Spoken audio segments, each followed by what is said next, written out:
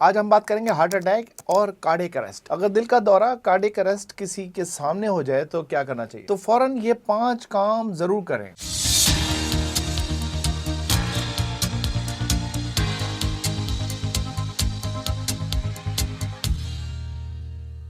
السلام علیکم، میں ہوں doctor Syed Asif Raza Zaidi. I'm assistant professor of gastroenterology and hepatology. I'm a working consultant gastroenterologist at Farooq hospital. اگر دل کا دورہ یا کارڈیک اریسٹ کسی کے سامنے ہو جائے تو کیا کرنا چاہیے؟ یہ ہم سب کو آنا ضروری ہے، کیونکہ زندگی اور موت کے درمیان فاصلہ صرف چند منٹوں کا ہوتا ہے۔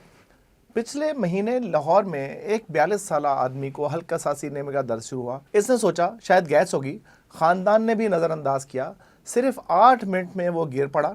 ایمبولینس پہنچنے سے پہلے ہی معاملہ ہاتھوں سے نکل چکا تھا۔ کاش کسی کو پتا ہوتا کہ ایسے وقت میں 5 فوری اقدامات زندگی بچا سکتے ہیں۔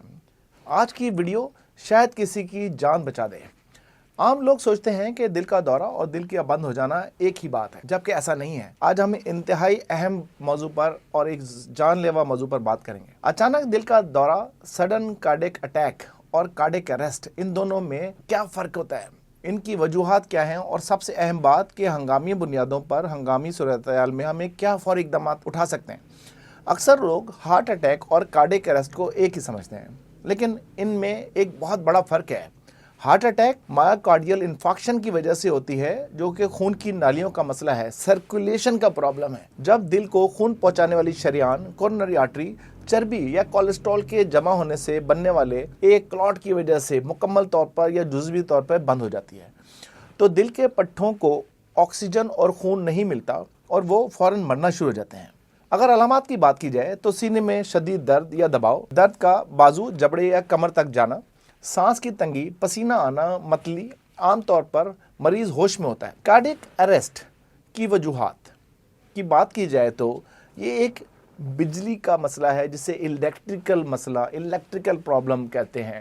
یہ اس وقت ہوتا ہے جب دل کا اندرونی برقی نظام، الیکٹریکل سسٹم اچانک خراب ہو جاتا ہے اور دل بے ترتیب طریقے سے دھڑکنا شروع ہو جاتا ہے، جیسے وینٹریکولر فبریلیشن، یا بالکل ہی دل دھڑکنا بند کر دیتا ہے، جسے ہم اسسٹلی کہتے ہیں۔ اس سے دل جسم میں خون پمپ کرنے کی صلاحیت ہی کھو جاتا ہے۔ اس کی علامات میں اچانک بے ہوشی، سڈن کولیپس ہو جانا، سانس کا رک جانا اور نبض کا غائب ہو جانا، یہ اچانک ہوتا ہے، اور یہ اکثر ہارٹ اٹیک یا کسی اور دل کی بیماری کے نتیجے میں بھی ہو سکتا ہے۔ ایک فوری موت کی حالت ہے۔ اچانک دل کی بیماریوں کی سب سے بڑی وجہ بنیادی طور پر ایک یہی ہے، جو کہ کورونری آرٹری ڈیزیز ہے۔ اس کے علاوہ بھی کئی وجوہات ہیں۔ کورونری آرٹری ڈیزیز، جیسا کہ پہلے بتایا جا چکا ہے، یہ شریانوں میں تنگی یا رکاوٹ کی سب سے عام وجوہات ہے۔ کارڈیومایوپیتھی، دل کے پٹھوں کی کمزوری یا غیر معمولی طور پر موٹا ہو جانا، پہلے سے موجود ارتھمیا، جو دل کی دھڑکن بے ترتیب ہو رہی ہے، اس کو بے تحاشا بڑھا سکتا ہے۔ دل کے والو کی بیماری، جس میں ویلولر ہارٹ ڈیزیز ہے، اس کی خرابی کی وجہ سے بھی دل پر دباؤ پڑنا شروع ہو سکتا ہے۔ اب رسک فیکٹر کی بات کریں کہ رسک فیکٹرز کیا ہو سکتے ہیں۔ تمباکو نوشی، یہ شریانوں کو بری طریقے سے متاثر کرتی ہے۔ ہائی بلڈ پریشر شریانوں کو نقصان پہنچاتا ہے، اس کے اندر پرابلمز پیدا کرتا ہے۔ ہائی کولیسٹرول لیولز شریانوں میں پلاک بنانے کا باعث بنتا ہے، رکاوٹ بننے کا باعث بنتا ہے۔ شوگر دل کی بیماری کا خطرہ بے تحاشا بڑھا دیتی ہے۔ موٹاپا اور غیر فعال طرز زندگی، سیڈنٹری لائف سٹائل، بیٹھے رہتے ہیں، کہیں واک پہ نہیں جاتے، اور شدید جسمانی یا جذباتی سٹریس، مسلسل سٹریس کا طور پہ رہنا، یہ بھی بہت زیادہ خطرناک ہو سکتا ہے۔ اب فوری علاج اور ارجنٹ ریسکیو ٹریٹمنٹ کیا ہے؟ سب سے اہم حصہ، اگر آپ کے ارد گرد کوئی شخص ان علامات کا شکار ہوتا ہے تو فوری طور پر ان اقدامات پر عمل کریں، فوری مدد طلب کریں۔ جی ہاں، سب سے پہلے فوری طور پر ہنگامی طبی امداد، ایمرجنسی ریسکیو سروسز کو کال کریں، اور واضح طور پر بتائیں۔ وقت اور ٹائم ہی بہت امپورٹنٹ ہے۔ ہارٹ اٹیک کی صورت میں مریض کو فوراً آرام دہ حالت میں لٹا دیں تاکہ دل پر دباؤ کم ہو جائے۔ اگر مریض کو نائٹروگلیسرین اگر اس کے پاس ہے، یا ایک گولی اینجیسڈ جو زبان کے نیچے رکھ دی جائے، تو وہ بھی فوری طور پر کارگر ثابت ہو سکتی ہے۔ اگر مریض ہوش ہے اور الرجی نہیں ہے تو ڈاکٹر کی ہدایت پر ایسپرین اس کو ضرور دے دینی چاہیے۔ یہ ایک غریبوں کا SK اس کو ہم کہتے ہیں۔ یہ خون کو پتلا کرتی ہے اور جمنے سے روکتی ہے۔ اگر اچانک ہی آپ کے سامنے کبھی کسی کو کارڈیک اریسٹ ہو جائے تو ایک سمپل سولوشن، جو آپ اپنے دونوں ہاتھوں کی اس طریقے سے پوزیشن بنا کے اپنی کونیوں کو لاک کر کے تو آپ چیسٹ کمپریشنز یہاں سینے کے درمیان میں رکھ کے اس کو 30 دفعہ سینے پہ کمپریشنز دیں. اور اگر آپ کے پاس کوئی ایمبو بیگ ہے جس کے ساتھ سانس دے سکتے ہیں, اگر آپ سانس نہیں دے سکتے تو آپ چن کو لفٹ کریں, منہ کو کھول کے ماؤتھ ٹو ماؤتھ بریدنگ بھی کرا سکتے ہیں تاکہ مریض کا سانس جو ہے وہ بحال رہے. یاد رکھیں یہ cardio pulmonary resuscitation CPR is very important. اگر یہ آپ نے موقع پہ فراہم کر دیا تو آپ ایک قیمتی زندگی بچا سکتے ہیں, کسی بھی زندگی آپ بچا سکتے ہیں. تو سمپل, ویری سمپل کہ airway breathing and circulation کہ آپ نے ABC کا خیال رکھنا ہے. اگر آپ کے سامنے اچانک کسی کو کولیپس ہو جاتا ہے, وہ اس کو آپ جھنجھوڑیں, اس کو دیکھیں کہ اگر اس کا دیکھیں پلس دیکھیں, اگر نبض چل رہی ہے, اب کچھ دیکھیں کہ وہ سانس لے رہا ہے کہ نہیں لے رہا. اگر وہ سانس نہیں لے رہا, اس کی گردن کی پلس یہاں سے دیکھ سکتے ہیں کہ گردن سے کروٹڈ پلس جو شہرگ ہے اس کی چل رہی ہے کہ نہیں چل رہی. اگر اس کو نہیں چل رہی تو وہ کارڈیک اریسٹ میں جا چکا ہے. تو اس کا فوری طور پہ CPR کارڈیو پلمونری ریسسٹیشن آپ خود اسٹارٹ کر سکتے ہیں اور اپنے ساتھ مدد طلب کریں. 30 دفعہ دل کے اوپر دباؤ ڈال کے اوپر نیچے کریں, 30 دفعہ ہلائیں دل کو اور ساتھ میں 2 دفعہ سانس دیں. 30x2 کا جو ہے یہ آپ چلا سکتے ہیں.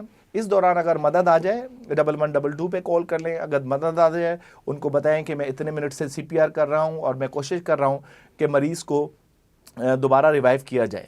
تو اگر وہ ان کے پاس ایکوپمنٹ ہوتے ہیں, ان کے پاس ڈیفیبریلیٹر ہوتے ہیں, تو وہ وہاں پہ بھی شاک دے سکتے ہیں, یا مریض کو وہ فوراً اینگیوٹیک ٹیوب ڈال کے سانس ان کو دیے جا سکتی ہے. اسی دوران اگر ٹیوب بھی ڈل جائے اس کے ساتھ میں بھی آپ نے وینٹیلیٹری سپورٹ پہ جانے سے پہلے یا ایمرجنسی میں جانے سے پہلے آپ نے اس مریض کی CPR تب تک نہیں روکنی جب تک, یاد رکھیے گا, پلس نہیں آ جاتی. اگر آپ CPR کرتے ہوئے دوبارہ پلس کو لانے میں کامیاب ہو جاتے ہیں تو مریض کے بچنے کے چانسز بہت زیادہ بڑھ جاتے ہیں.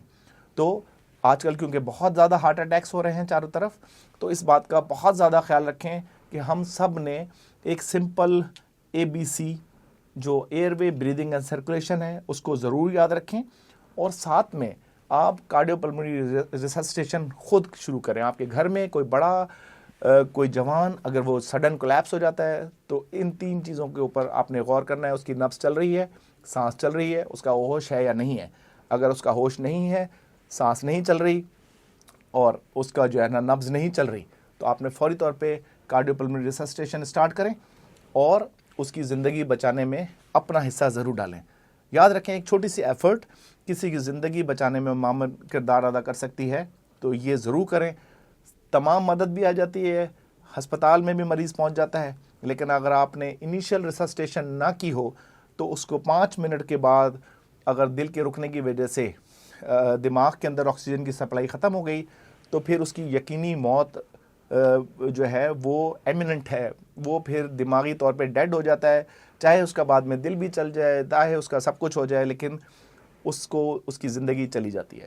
تو یہ آپ کا جو ایک چھوٹا سا ہمارا میسج ہے, اس کو ضرور آپ نوٹ کریں اور اپنا حصہ ضرور ڈالیں تاکہ کسی کی وقتی طور پہ زندگی میں مدد کی جا سکے. آٹومیٹڈ ایکسٹرنل ڈیفیبریلیٹر اگر آپ کے ارد گرد موجود ہے تو اچھی بات ہے, نہیں تو یہ فوری طور پہ اگر آپ ہسپتال پہنچ جائیں گے تو وہاں پہ یہ ڈیفیبریلیٹر ایک ایسا آلہ ہے جو دل کی تال کو, جو الیکٹریکل جو ہے اس کی ایکٹیویٹی کی, اس کو بحال کرنے کے لیے ایک بجلی کا جھٹکا دیا جاتا ہے. اس کے استعمال سے ڈیوائس پر دی گئی ہدایت پر عمل کرنا چاہیے. احتیاط اور روک تھام یاد رکھیں, روک تھام علاج سے بہتر ہے. صحت مند طرز زندگی, سگریٹ نوشی سے پرہیز, متوازن غذا اور باقاعدہ ورزش بیماریوں کا کنٹرول, بلڈ پریشر, شوگر اور کولیسٹرول کو قابو میں رکھنا بہت زیادہ ضروری ہے. باقاعدہ چیک اپ خاص طور پر 40 سال کے بعد, عمر کے بعد, اور اپنی اور اپنے پیاروں کی صحت کا ضرور خیال رکھیں. اگر آپ کو کسی بھی طرح کی معلومات چاہیے تو کمنٹس میں ضرور پوچھیں. لائک, شیئر اور سبسکرائب کرنا بالکل نہ بھولیں. انشاءاللہ جلد ملاقات ہوگی.